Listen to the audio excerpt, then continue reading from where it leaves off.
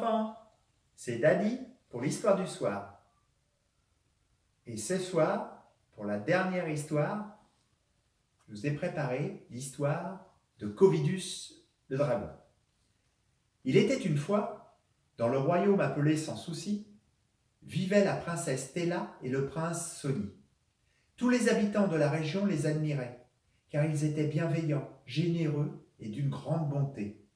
Il régnait dans toute la région de la joie, du bonheur et de la paix. Un jour, un messager monté sur son cheval blanc arriva et annonça à Stella et Sony une terrible nouvelle. Il raconta que dans une contrée lointaine vivait un terrible dragon nommé Covidus. Jusqu'à maintenant, il était resté au fond de sa grotte, tout en haut de la montagne. Cette grotte très obscure, humide et nauséabonde, lui servait de refuge. Il faut dire que ce dragon était terrifiant.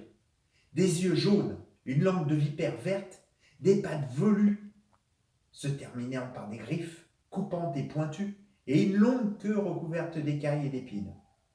Jusqu'à ce jour, le dragon n'avait pas quitté son repère, mais la curiosité de découvrir d'autres contrées le poussa hors de sa grotte.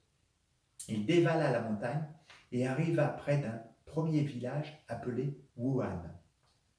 Contrairement aux autres dragons qui crachent du feu, Covidus crache des bulles de savon. Les habitants de Wuhan, en voyant Covidus et toutes ces bulles de savon, furent effrayés et coururent se réfugier dans leur maison en regardant par la fenêtre. Ils s'aperçurent que les rues étaient recouvertes d'une épaisse couche de mousse qui les empêchait de se déplacer. Le prince et la princesse écoutèrent avec effroi le messager, et ils furent épouvantés lorsqu'il leur annonça que Covidus était en chemin pour le royaume Sans Souci. Que faire? Il fallait s'organiser pour mettre les habitants à l'abri. Ils décidèrent de convoquer toute la population pour leur annoncer la terrible nouvelle. Sur la grande place du village était réunie toute la population. Stella et Sony leur racontèrent l'histoire du messager. Tous les habitants écoutèrent avec attention le discours de la princesse et du prince. Ils reçurent comme consigne de se protéger, de rejoindre leur maison, de garder leur calme et surtout de porter un masque pour sortir. Masque qui leur protégerait des bulles de savon du Covidus. Mais où trouver des masques? Heureusement, existait au village une couturière qui se mit rapidement au travail et confectionna des masques pour tous les habitants. Dans les jours qui ont suivi, arrive ce qui devait arriver. Le terrible dragon franchit les portes du royaume et comme à Wuhan, Sans Souci, fut recouvert d'une épaisse couche de mousse qui, de jour en jour, inondait toutes les rues et commença à rentrer dans les maisons. Certains villageois, qui n'avaient pas pris la précaution de mettre un masque, se mirent à tousser en respirant toutes ces bulles de savon. Alors que faire? Il y avait bien les militaires qui, munis d'éponges et de balais géants, essayaient de nettoyer les rues. Mais ça ne suffisait pas. Il fallait trouver une autre solution. Stella et Sony avaient entendu dire qu'il existait non loin une fée avec des pouvoirs magiques. Ils décidèrent de la rencontrer.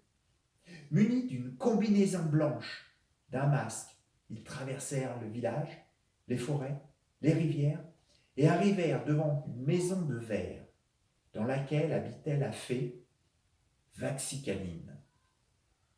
Ils expliquèrent à la fée le malheur qui s'abattait sur le royaume. La fée était très attentive. Elle réfléchit quelques minutes et commença à consulter son livre de secrets. Soudain, elle dit « J'ai trouvé !»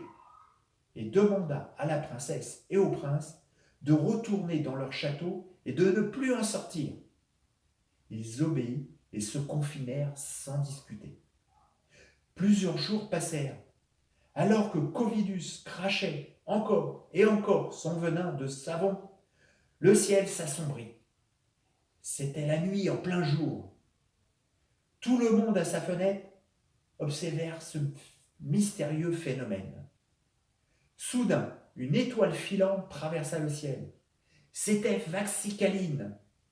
La fée s'arrêta au-dessus du village et d'un coup de baguette et de formule magique, elle déclencha une tempête et des trombes d'eau s'abattirent sur le royaume. Cela provoqua une énorme vague qui nettoya la couche de mousse qui s'était entassée. Voyant arriver cela, le dragon Covidus prit peur et s'enfuit pour rejoindre sa grotte tout en haut de la montagne. Alors, tout doucement, les portes de chaque maison s'ouvrirent et les habitants se dirigèrent vers le château en poussant de grands cris de joie. Stella et Sonny apparurent au balcon de la tour, soulagés et heureux. Une acclamation et un tonnerre d'applaudissements se fit entendre pour remercier la fée Vaxicaline. Une grande fête fut organisée, rendant les gens heureux pour toujours. Voilà les enfants, c'était l'histoire de Covidus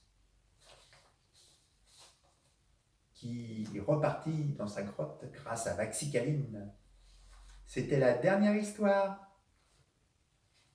Maintenant, Daddy, il va se reposer un petit peu et il vous racontera une histoire par semaine. Voilà, je vous fais des gros bisous.